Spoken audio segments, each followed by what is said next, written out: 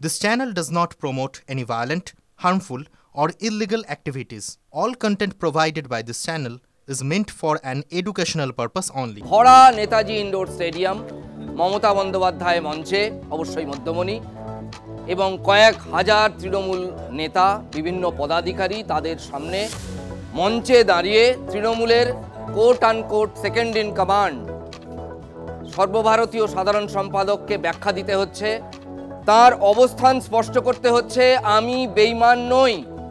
খবরটা আপনারা দেখছেন যখন থেকে হয়েছে, আমরা যখন থেকে এই খবর আপনাদের দেখাচ্ছি তখন থেকেই দেখছেন। খবরের মধ্যে নতুনত্বের কিছু নেই, নতুনত্ব হচ্ছে কেন, ওয়াই। অভিষেক বন্দ্যোপাধ্যায়, দল তাঁদের, তিনি দ্বিতীয় শীর্ষ পদাধিকারী, তাকে কিনা বলতে হচ্ছে আমি বিজেপিতে যাচ্ছি না, আমি নতুন দল খুলছি না। যদি রটনাও হয়ে থাকে, তিনি বলছেন রটনা, অর্থাৎ এর মধ্যে ষড়যন্ত্র তত্ত্ব। যদি ষড়যন্ত্রও হয়, সেটা দলের ভেতর হোক বাইরে হোক, সেটাকে এত গায়ে মাখা কেন, কেন তার জবাব দেয়া? এই কারণই খুঁজবো আজকে আমরা বিকেলের বিতর্কে।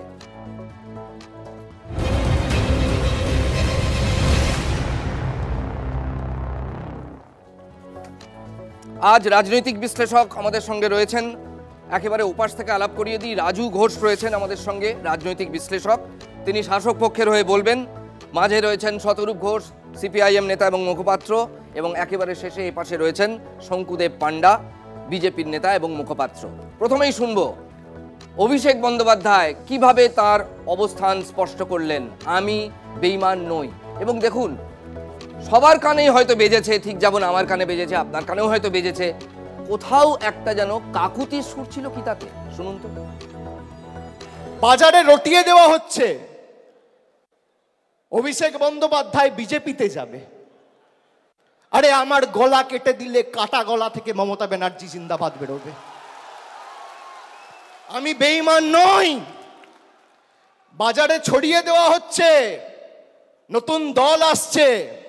বিগত দিনে যারা দলের সাথে বেঈমানি করেছিল, মুকুল রায়, শুভেন্দু অধিকারী, এদেরকে চিহ্নিত করার কাজটা আমি করেছিলাম। আগামী দিনেও যদি কেউ দলের সাথে বেঈমানি করে, এদের চিহ্নিত করে, এদের লেজে গোবরে করে প্যাকেট করে বাংলা ছাড়া করার দায়িত্বটা আমি আমার কাঁধে তুলে নিলাম। দেখুন, এই মামুলি সিম্পল প্রশ্ন যা আপনার মাথায় এসছে, আমাদের মাথায় এসছে, একই ব্যাপার। কারণ সাধারণভাবে কমন সেন্স থেকে এই প্রশ্নটাই ওঠে যে কেন তাকে বলতে হচ্ছে এই কথাটা। এটা তো কেউ মেজো সেজো এমন কেউ নয়, মানে পরের স্তরের নেতা তো কেউ নয়, খোদ অভিষেক বন্দ্যোপাধ্যায়। আমি প্রথমেই শঙ্কুকে জিজ্ঞেস করবো, শঙ্কু, এটা শোনার পর আপনাদের ঠিক কি প্রতিক্রিয়া হয়েছিল, কি মনে হয়েছিল? দেখুন, আমার মনে হয়েছে খুব নির্দিষ্টভাবে যখন ওনাকে আগ বাড়িয়ে এটা বলতে হচ্ছে, তখন তার মানে ডালমে কুচ কালা হ্যায়, তার মানে কিছু না কিছু ঘটেছে, তার মানে এই ধরনের কোনো অপশান রয়েছে। হয়তো ঘুরিয়ে এইটাই বার্তা যে এই অপশানও আছে, এই অপশান নিয়ে আমি ভাবনা চিন্তা করছি। যদি কোনো বিষয়ই না হতো, কোনো অপশানই না হতো, উনি দলের যে জায়গায় আছেন সেই জায়গা থেকে এই ক্ল্যারিফিকেশান দিতে হচ্ছে কেন, এই ক্ল্যারিফিকেশনের জায়গা তৈরি হচ্ছে কেন? তো ফলে এটা অনেকটা, এবং আপনি দেখবেন শুধু এই বিষয়ে নয়, আরেকটি বিষয়েও আমি দেখলাম যে জনৈক অভিষেক বন্দ্যোপাধ্যায়ের নাম চার্জশিটে এসেছে, তো তাতেও উনি ক্ল্যারিফিকেশান দিচ্ছেন, উনি বলছেন। তো ফলে ঠাকুর ঘরে কে না আমি কলা খাইনি গোছের ব্যাপার হয়েছে। সবাই বুঝতে পারছে যে চোরের মন পুলিশ পুলিশ কেন হচ্ছে। আমি দেখুন খুব স্পষ্টভাবে ওনাকে বলবো, উনি আজকের সভায় স্পষ্ট করে দিয়েছেন যে আগামী দিনের ওনার রূপরেখা কি। আপনি তৃণমূলের ইতিহাসে দেখে নেবেন, যতজন বেশি বেশি করে এসব কথা বলেছেন তারাই পরে পরে সবার আগে পালিয়ে গেছে। আপনি কি বলতেন একটা সময়? আমি তো কিছু বলিনি, কারণ আমি তো দল ছেড়েছিলাম না, তৃণমূল কংগ্রেস। ষড়যন্ত্র করে আমার বিরুদ্ধে পার্থ চট্টোপাধ্যায় আমাকে সাসপেনশনের নাটক করেছিল, সে চিঠি আমি জীবনে পাইনি। বেশ, শতরূপ ঘোষ, আমরা টেকনিক্যালি এখনো তৃণমূলেই আছি, এটা বলতে চাই। যাই হোক, আমি আজকের কথায় আছি। তুমি তো তাতে খুব না, খুশি ঠিক আছে, হও। আমি তোমার বিষয়টা বলো। তুমি যেখানে খুশি থাকো, আমার তাতে খুশি হওয়ার কি আছে। আমি আজকের কথায় আছি। দেখুন, আমি খালি ভাবি তৃণমূল কর্মীদের, সাধারণ তৃণমূল কর্মীদের অবস্থা। তাদের দলের একজন সর্বোচ্চ নেতাকে যদি 20 মিনিট তারা বক্তৃতা দিতে শোনে, সেই নেতা 10 মিনিট বলে যে আমি চুরি করিনি, বাকি 10 মিনিট বলে আমি অন্য দলে যাব না।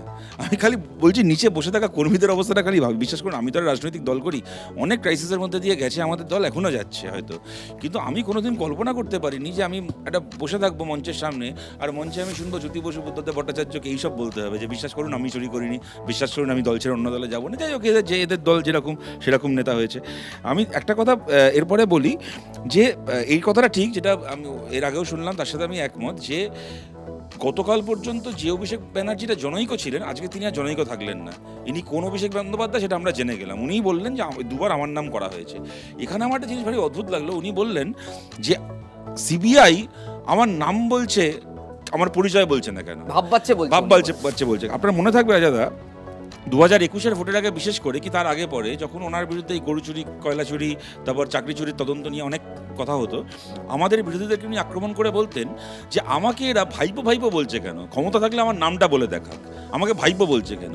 আর এখনের দাবি হচ্ছে এরা আমার নাম বলছে কেন, আমি যে ভাইপো অভিষেক সেটা বলছে না কেন, আমাকে ক্ষমতা থাকলে ভাইপো বলে দেখাক। সুতরাং এই যে কি চায় বোঝা যাচ্ছে না। তবে একটা কথা ঘটনা, যে মানে এরপরেও আমি গতকালও যে কথাটা এখানে বলেছি, আজকে আমি সেইটাই বারবার করে বলতে চাই। এই যাবতীয় সত্যি কথা বলতে, আজকে যে আমরা তিনজন দাঁড়িয়ে আছি, এই নিয়োগ দুর্নীতি বলুন কি তৃণমূল নেতাদের দলবদল নিয়ে, আমাদের কারোরই খুব একটা নতুন কথা বলার নেই। গত 3-4 বছর ধরে আমরা যা বলিনি। নতুন প্রশ্নটা হচ্ছে এইটাই, বা বলতে পারেন পুরনো প্রশ্ন নতুন করে করতে চাই এইটাই, যে এত কিছুর পরে ফাইনালি এই ব্যক্তিটি গ্রেপ্তার হবে, জেলের ভাত খাবে কি খাবে না। বেশ, রাজু ঘোষ, রাজুবাবু, আমার একটা প্রশ্ন এটার সঙ্গে, মানে আপনার প্রাথমিক প্রতিক্রিয়ার সঙ্গে জুড়ে দিই, যে 26-এর আগে এই যে এতদিন ধরে শোনা যাচ্ছিল তৃণমূলে একটা রিফট তৈরি হয়েছে, দুটো গোষ্ঠী, কেউ বলেন মমতাপন্থী, কেউ বলেন অভিষেকপন্থী, কেউ বলেন মমতাপন্থী তো বটেই কিন্তু অভিষেকপন্থী বেশি করে, এটা কি ঘুচলো নাকি এটা এখনো চলবে, নাকি এটার জন্যই আজকের এই ব্যাখ্যা? দেখুন, প্রথম কথা হচ্ছে তৃণমূলের কোনো পন্থী নাই, তৃণমূলের সবাই তৃণমূলপন্থী। এখানে মমতা বা অভিষেক যে নামগুলি আপনারা বলেন সব এক, আমাদের কোনো রকম বিভেদ নেই। অন্যান্য এই একটু আগেই বিভিন্ন টিভি চ্যানেলে, আপনাদের চ্যানেলও দেখছিলাম, বিজেপির একটা সংগঠন কোনো একটা মিটিংয়ের মধ্যে স্টেজে বসাকে কেন্দ্র করে চত্তাপট চলছে। এগুলো অন্যান্য দলে হয়। আর একটা তো দল বলতে নামেই দল রয়েছে, তাদের কোনো লোক নেই, অর্থাৎ তাদের চত্তাপট দেওয়ার জায়গাও নেই। যে লোক থাকলে এগুলো ওদের হয়, 2-4টে লোক আছে গুতুগুতি করে। আর তৃণমূল কংগ্রেসের কোনো রকম কোনো লবি নেই, একটাই লবি তৃণমূল কংগ্রেস।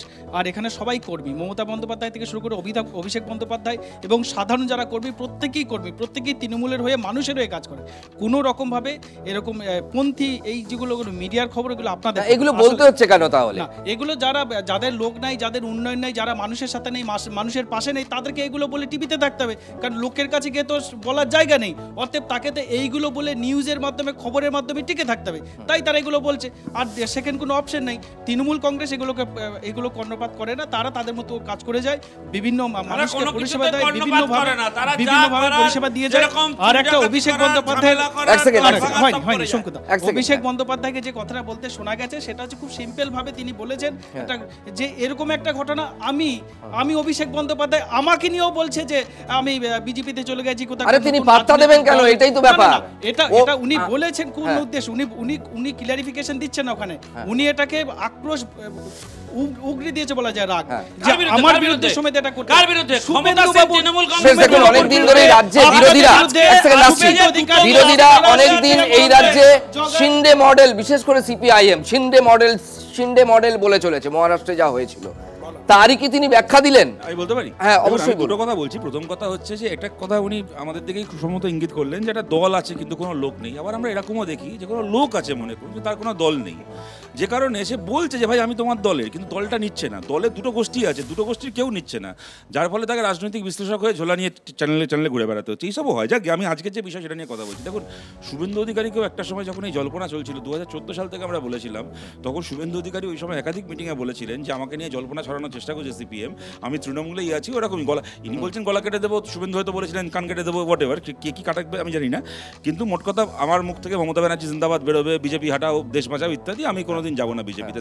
আচ্ছা বলুন তো, আপনি মমতা বন্দ্যোপাধ্যায় যখন কংগ্রেসের মন্ত্রী ছিলেন, কংগ্রেস যখন ওনাকে কালীঘাটে ওনার ঘর থেকে নিয়ে গিয়ে দিল্লির মন্ত্রী করেছিলেন, মমতা বন্দ্যোপাধ্যায় বলেছিলেন যে আমি একদিন এই দলটার পিঠে ছুরি মেরে তাদের 1 নম্বর শত্রু বিজেপির সঙ্গে ঘর করব।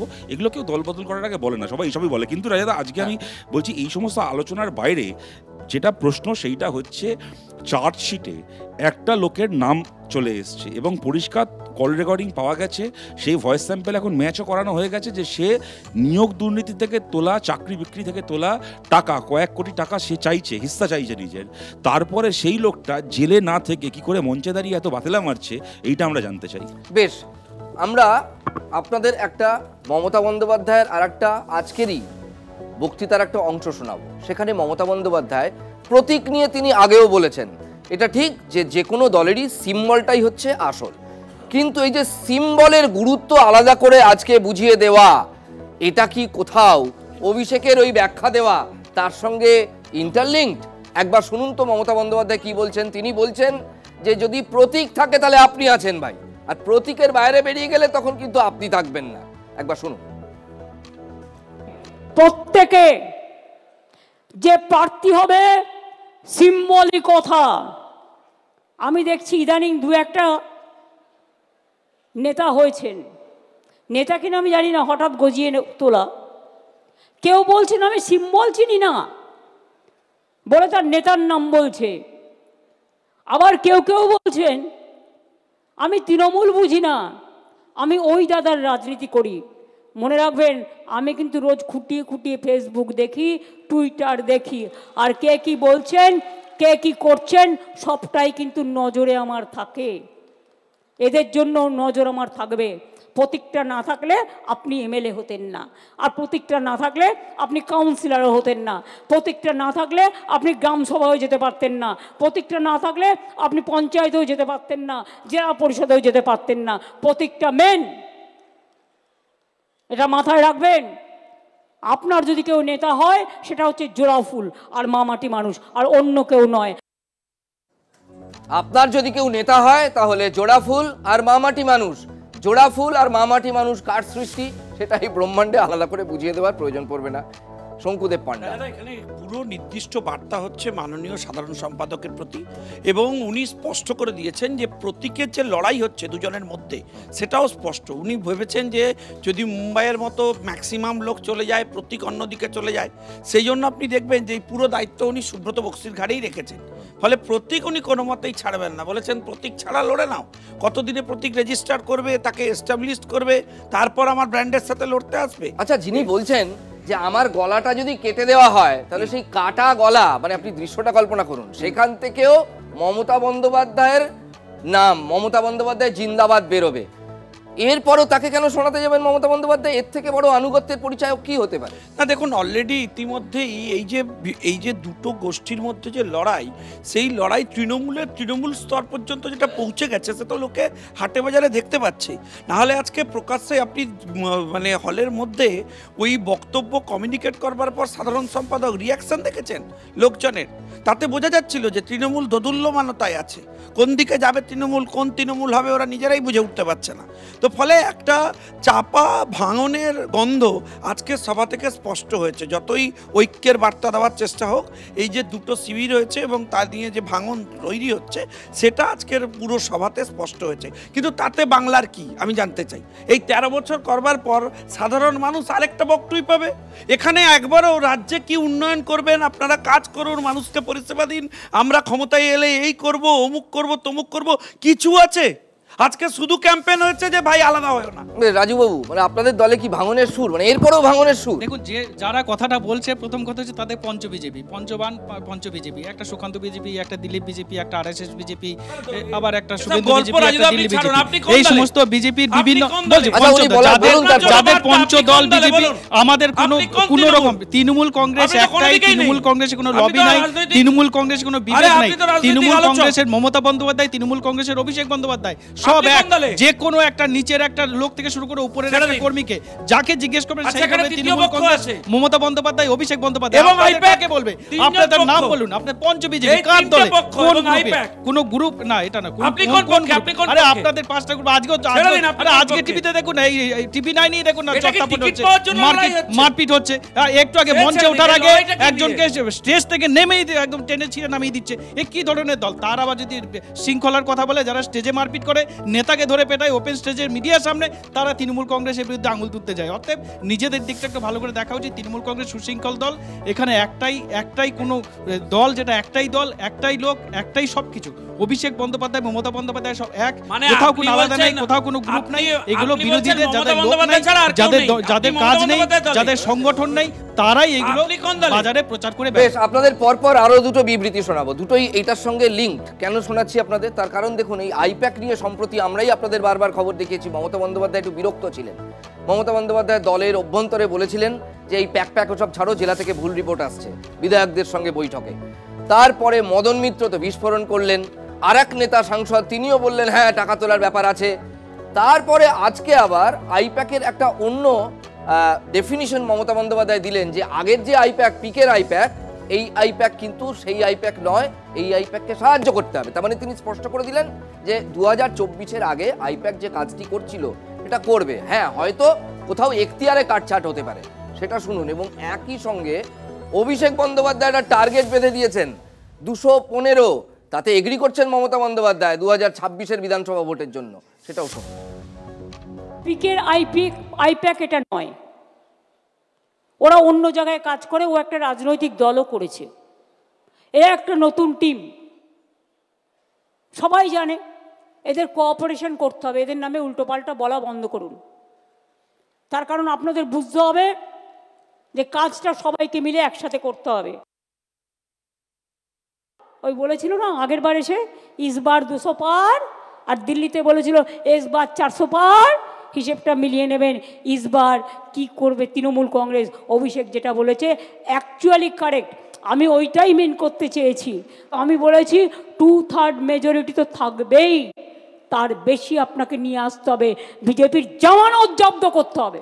আমরা 215 পার করব, তারপরে কোনো কথা, তার থেকে বেশি হবে তো কম হবে না। এবারেও বিজেপি যে সিট পেয়েছে সেটা পেতে দিলে চলবে না। শতরূপবাবু, মমতা বন্দ্যোপাধ্যায় যেটা মনে মনে বলতে চেয়েছেন সেটা আগে অভিষেক বলে দিয়েছেন, এবং আইপ্যাকও থাকছে। এবং অ্যাপারেন্টলি আইপ্যাকের যে নিয়ন্ত্রণটা অভিষেক বন্দ্যোপাধ্যায়ের হাতে বলেই সাধারণভাবে মানুষ জানে না। ওনার মনের কথা ওনার ভাইপো জানবে না তো কে জানবে? আমি সেটা বলছি না। আমি বলছি উনি যেটা বললেন যে প্রতীকটাই আসলে আমি বুঝলাম না, প্রতীক বলতে দলীয় প্রতীক বলছেন না প্রতীক জয়নের কথা বলছেন। হতে পারে হয়তো উনি বলতে চেয়েছেন যে আমার দল এখন অভিষেকও নয়, মমতা ব্যানার্জিও নয়, আমার দল এখন প্রতীক জয়নই আসল। দ্বিতীয় কথা একটা শুনলাম, উনি রাজুবাবু বললেন, রাজনৈতিক বিশ্লেষক বিশিষ্ট, যে তৃণমূলের শৃঙ্খলাবদ্ধ দল, 100% তৃণমূল নিশ্চয়ই শৃঙ্খলাবদ্ধ দল। সে কারণে যে কোনো ছোলার ডালকে নিজের প্রতিনিধি বানায় না, বলে যে তোমরা এখন বাইরে থেকে সাপোর্ট করো আমাদেরকে। কিন্তু যে কথা সেটা হচ্ছে, দেখুন এখন এখানে উদাহরণ টানতে গেলে না, বিভিন্ন দলে গোষ্ঠীদ্বন্দ্ব ইত্যাদি ইত্যাদির, যে কেউ বলবে যে আমাদের দলে এরকম দেখা যায় না, চেয়ার ছোড়াছুড়ি মারামারি, বাট হোয়াট এভার, হয়তো যেরকম বিজেপিকে নিয়ে বললো আর 5টা দলকে নিয়ে বলতে পারে কেউ।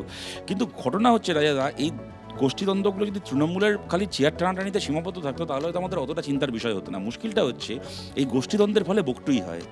অন্য কোনো রাজনৈতিক দলের গোষ্ঠীদ্বন্দ্বের ফলে কিন্তু 9 জন মানুষকে আগুনে পুড়িয়ে মানুষের মাংসের কাবাব রান্না করা হয় না।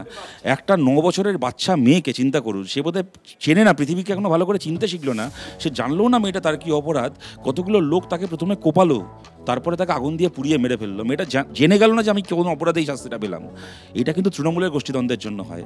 সুতরাং যারা ক্ষমতায় রয়েছে না, যারা সরকারে রয়েছে, তাদের কিন্তু সত্যি সত্যি একটুখানি আয়নার সামনে দাঁড়ানোর সময় এসছে। যদি তারা দাঁড়াতে না চায় তাহলে মানুষে তাদের কলার ধরে হিড় করে নিয়ে গিয়ে আয়নার সামনে দাঁড় করানোর সময় এসছে। আমরা মানুষের কাছে সেই আবেদন করছি। রাজুবাবু, শতরূপদা কথাতেই বলছি যে শতরূপদার আমলে 17 জন সন্ন্যাসী, 2 জন মহিলা সন্ন্যাসীকে পুড়িয়ে মারা হয়, খিদিরপুরের ডিসিকে সেখানে পুড়িয়ে জ্বালিয়ে মারা হয়। অর্থাৎ সেই যে রাজত্ব ছিল আজকের রাজত্বের সাথে, সেটা দেখলে সবাই বুঝতে পারে। শতরূপদাদের না বললেও চলে, মানুষ জানে যে আগে কি ছিল, 34 বছর কি অরাজকতা চলেছে, আর আজকে কি হয়েছে। মানুষ সুখে শান্তিতে এখানে বাস করছে, মানুষ মমতা বন্দ্যোপাধ্যায়কে সমর্থন করছে, মানুষ তৃণমূলকে সমর্থন করছে, আর কাউকে মেনে নিচ্ছে না। যার ফলে এখন তারা অনেক কিছু তাদের বিরোধীরা করবে। কিন্তু এখন বর্তমান বিরোধীর যে নেচার হয়ে গেছে, রাজনৈতিক দলের বিরোধিতা করছে না, বিরোধীরা শুধুমাত্র মানুষের বিরোধিতা করছে, বাংলা এবং বাঙালির বিরোধিতা করছে। যে কোনো ভালো হতে দেবো না, এটাই বিরোধী। মানে বিরোধী দলের একটা নীতি হয়ে গেছে যে মানুষের ভালো হতে দেবো না। মমতা বন্দ্যোপাধ্যায় ভালো করবে, তার বিরোধিতা করে। আমাদের একটু ডাইলিউশন হচ্ছে আজকে, কিন্তু আমাদের ওই অতীতের হিংসা এখন হিংসা শুরুগুলো ইস্যু নয়। প্লিজ খুব ফাস্ট আমরা বিষয়ে ফিরি। বামফ্রন্ট সরকারের সময় সন্ন্যাসী পুড়িয়ে মারা আর খিদিরপুরের ওসি মারা যাওয়া দুটোকে নিয়েই মমতা বন্দ্যোপাধ্যায় কমিশন বানিয়েছিলেন। সেই রিপোর্ট এখনো ডিম পাচ্ছে। কেমন আমি আজকে যে আলোচনার বিষয়টা হচ্ছে সেটাতে আমি সত্যি ফিরে ফিরে আসতে চাই আমরা, সেটা হচ্ছে যে একটা রাজনৈতিক দল তার দলে কার ভারকেন্দ্র ভারী থাকবে, কারটা কম থাকবে, তাই নিয়ে সেই দলের লোকেদের আগ্রহ থাকতে পারে, তার বাইরে কারোর কিচ্ছু যায় আসে না। কিন্তু প্রশ্নটা হচ্ছে আপনার দলের 2 নম্বর নেতা পশ্চিমবাংলার অন্যতম বৃহৎ দুর্নীতিতে সরাসরি চার্জশিটে নেমড, এরপরে কাম ক্লিন, হয় ব্যাখ্যা দিন অথবা জেলে যান, আপনাকে ফাঁসিতে যেতে হবে না, যেটা বলেছিলেন আমাদের দেশে চুরির শাস্তি ফাঁসি নয়, কিন্তু জেলে যাওয়ার মতো অপরাধ আপনি করেছেন, আপনাকে জেলে যেতে হবে, সেইটা ওরা যাবে কিনা আমরা সেই দিকে তাকিয়ে আছি। বেশ, শঙ্কুদেব পান্ডা মাইকটা হাতে নিন প্লিজ। আমাদের আরেকটা যেটা একদম শেষ পর্বে আমাদের মূল যেটা ইস্যু ছিল সেটা হচ্ছে এই ব্যাখ্যাটা তাকে দিতে হচ্ছে কেন। দ্বিতীয় কথা হচ্ছে এই ব্যাখ্যাটা কিন্তু অনেকদিন থেমে দিলেন। তিনি মাঝখানে কোনো স্টেটমেন্ট জারি করতে পারতেন, তা তিনি করেননি। তিনি একটা মহতী সভায় এমন একটা মঞ্চ বেছে নিলেন যেখানে বললে পরে এমন কোনো স্তর নেই যে এই বার্তাটা পৌঁছবে না। এটাও কি কোথাও স্ক্রিপ্টেড ছিল বা এই জায়গায় আমি বলবো, কি মনে হয় আপনার? না দেখুন, আমার এসব কিছু মনে হয় না। আমার আজকে পুরো তৃণমূল কংগ্রেসের সভা দেখে এটা মনে হয়েছে যে একটা মানে ছেঁড়া পোশাক বিভিন্ন জায়গায় তালি দেওয়ার চেষ্টা হয়েছে, এবং যতবার তালি দেওয়ার চেষ্টা হয়েছে ততবার সেটা আরও বেশি করে ছিঁড়ে প্রকাশ্যে চলে এসেছে। কিন্তু আমি আবারও একমত এই জায়গায়। দেখুন, আমরা বিরোধীরা যে জায়গায় আতঙ্কিত সেটা হচ্ছে যদি লড়াইটা কনস্ট্রাকটিভ হতো, কাজ করার লড়াই হতো। যেমন উনি বলেছেন যে রাজ্যের হেলথ মিনিস্টার ব্যর্থ, তাই জন্য উনি হেলথের পরিষেবা দেওয়ার জন্য ওইসব কি করেছেন ডায়মন্ড হারবারে, ওইসব নিয়ে যদি লড়াই হতো ঠিক ছিল। কিন্তু এই লড়াইটার ফলে বকটুই হচ্ছে, এটা আমাদের ক্ষেত্রে আতঙ্কের, চিন্তার এবং উদ্বেগের বিষয় হচ্ছে। দু শ্রেণীর একটা গুন্ডা বাহিনী তৈরি হয়েছে, তারা তাদের ব্র্যান্ডিং নিয়ে লড়াই করে যাচ্ছে। এবং আপনি লক্ষ্য করে দেখবেন, আমি আপনার সাথে 100% একমত যে যদি আজকে প্রতীক নিয়ে লড়াইয়ের আগামী দিনে কোনো লড়াইয়ের জায়গা না থাকতো, প্রতীক জৈনের কথা বলছি না, এই তৃণমূলের সিম্বল প্রতীক, এই নিয়ে লড়াইয়ের জায়গা না থাকতো, তাহলে মমতা বন্দ্যোপাধ্যায়ের মতো রাজনীতিককে এখানে দাঁড়িয়ে প্রতীকের থ্রেট দিতে হতো না সবাইকে যে আমি তাহলে প্রতীক দেবো না, আমি আটকে দেবো। আচ্ছা, এটা যদি রটনা হয়, অভিষেক বন্দ্যোপাধ্যায় বলেছেন আমি বিজেপিতে চলে যাচ্ছি, এটা কেউ রটিয়ে দিচ্ছে এবং ষড়যন্ত্র তত্ত্ব আছে। না, এটা যদি রটনা হয়, এই রটনাটায় বিজেপিকে কিভাবে মানে এফেক্ট করছিল, এটাও আমরা জানতে আগ্রহী। আপনি তো বিজেপির মুখপাত্র। দেখুন, বিজেপি এটা নিয়ে না, এই রটনাটা আপনারা শুনেছেন, মানে বিজেপি এটা শুনেছে এই রটনাটা? এটা আজকে উনি বললেন বলে আমি শুনলাম। এর মাঝখানে এই শুভেন্দু অধিকারীকে বিভিন্ন মিটিং এ বলতে শোনা গেছে, এটা মিথ্যে কথা। শুভেন্দু অধিকারী দায়িত্ব নিয়ে বলেছে যে নতুন দল হচ্ছে, এরকম করে হঠাৎ করে কেউ আসবেন, তার যা কি ক্রেডেন্সিয়াল আছে, দল এভাবে সিদ্ধান্ত। রাজু বাবু কিছু বলতে চাইছেন, এটা কে রটিয়েছিল? শুভেন্দু অধিকারী নিজে বিভিন্ন মঞ্চ থেকে বিভিন্ন মিডিয়ার সামনে তাকে বলতে শোনা গেছে যে নতুন দল হচ্ছে। যত রাগ আপনাদের শুভেন্দু অধিকারীর উপরে, অর্থাৎ অভিষেক বন্দ্যোপাধ্যায়কে তিনি এই জায়গাটায় প্রমাণ করতে চেয়েছেন নতুন দল হচ্ছে না বিজেপিতে আসছেন, কোনটা বলেছিলেন? এটা শুভেন্দু অধিকারী বিজেপি তরফ থেকে প্রচার করেছে, মিথ্যা প্রচার করা হয়েছে এবং অভিষেক বন্দ্যোপাধ্যায় নামটাকে ইচ্ছাকৃতভাবে চার্জশিটে দেওয়া হয়েছে। শুধু অভিষেক বন্দ্যোপাধ্যায় নাম দেওয়া হয়েছে, অভিষেক বন্দ্যোপাধ্যায় ডিটেইলস জানি, তার মানে ওই নামটা দিলে মিডিয়া পাবলিসিটি পাবে। দলের একটা অংশ এবং বোধ করি জনতারও একটা অংশ যদি অভিষেক বন্দ্যোপাধ্যায়কে রাজ্যের ভাবী প্রশাসক হিসেবে ভাবেন, তাহলে তারা এই জল্পনাটা পাত্তা দেবেন কেন? কেন তারা মানে আমার বক্তব্য হচ্ছে ভাবেন না বলে এইরকম একটা জল্পনা দলের একটা অংশ তো ভাবেন না বলে পাত্তা দেন।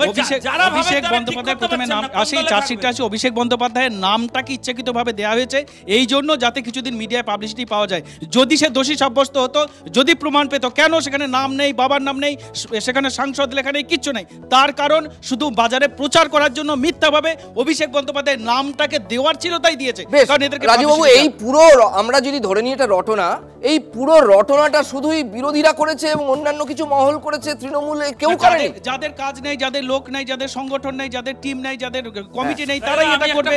মিডিয়া থাকতে গেলে আমরা গত কয়েক মাসে দেখুন, প্লিজ আসছি, গত কয়েক মাসে আমরা শেষ পর্বে গত কয়েক মাসে আমরা দেখেছিলাম তথাকথিত অভিষেক পন্থী, সেটা টেলিভিশনে যারা মুখপাত্র আসেন তারা এবং অন্যান্য বিভিন্ন জায়গায় নেতৃস্তরেও হঠাৎ তারা ছাঁটাই হয়ে গেলেন। আমি নাম করতে পারি তাদের বদলে এখন আপনারা টিভিতে অন্য মুখপাত্রদের দেখছেন।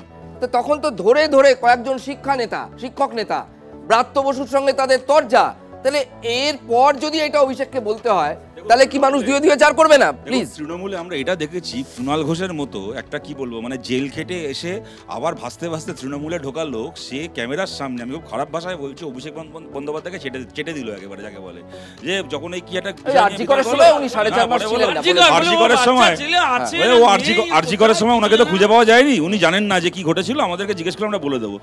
মানে অভিষেক বন্দ্যোপাধ্যায়কে কুণাল ঘোষ পর্যন্ত চেটে দেয়, মানে সেই অভিষেক বন্দ্যোপাধ্যায়কে নিয়ে আমরা কি এখানে আলোচনা করবো? ওনার আমি বলছি চার্জশিটে নাম যাওয়ার থেকেও বোধহয় গ্লানির যদি কিছু থেকে থাকে তা হচ্ছে এই ঘটনা।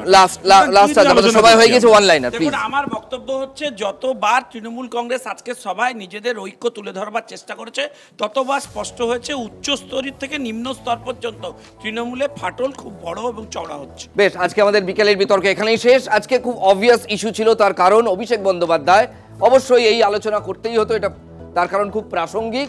তিনি নেতাজি ইন্ডোর স্টেডিয়ামে দাঁড়িয়ে, এটা যদি অন্য কোনো নেতা হতেন ব্যাখ্যা দিতেন তার একরকম মানে দাঁড়াতো, তো অভিষেককে যখন এটা বলতে হচ্ছে যে আমি বেঈমান নই, মুকুল শুভেন্দু এরা বেঈমান ছিল, আমি নই, এবং তার মানে আমি তৃণমূলেই আছি, ছিলাম এবং থাকবো, তখন এই নিয়ে যে কাটাছেঁড়া হবে বাংলার রাজনীতিতে, এটা অত্যন্ত স্বাভাবিক, তাই আমরা করলাম। আপনারা দেখতে থাকুন TV9 বাংলা।